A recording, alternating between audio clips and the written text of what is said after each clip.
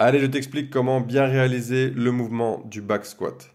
Donc le back squat, c'est un mouvement qui peut être dangereux s'il est mal exécuté et mine de rien, il demande pas mal de mobilité. Donc je vais bien t'expliquer ici, je te conseille de bien noter tout ce que je vais dire. Donc je te montre le mouvement de profil.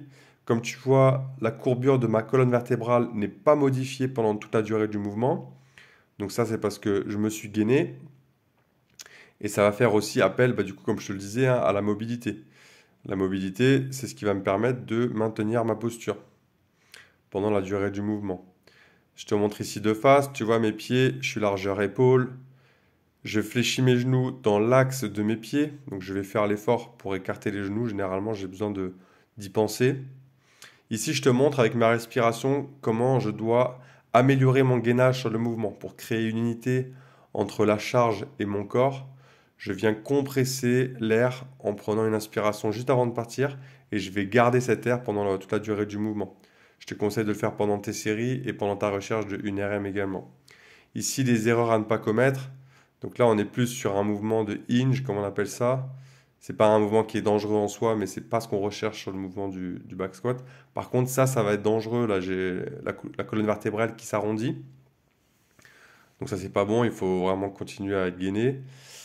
Ici, je te montre une erreur sur le stance, donc les pieds trop larges. Généralement, c'est les personnes qui ont des problèmes de mobilité de cheville qui font ça. Je te montrerai après comment adapter le mouvement si tu as les chevilles trop raides. Ici, manque d'engagement de la chaîne postérieure. J'ai les genoux qui rentrent. Donc là, il va falloir penser à écarter les genoux encore plus pour garder son axe. Vous voyez, les genoux, ils bougent pas de l'axe. Ça, c'est important. Je te remonte quelques bons mouvements. Donc, comme je te disais, si tu n'arrives pas à avoir l'amplitude, tu as deux options. Soit tu diminues l'amplitude de manière à pas risquer de te faire mal, parce que quand tu vas descendre, tu vas rentrer dans une amplitude qui est dangereuse pour toi. Soit tu utilises donc cette option-là, je vais surélever mes talons en fait, ce qui va me permettre de mieux descendre.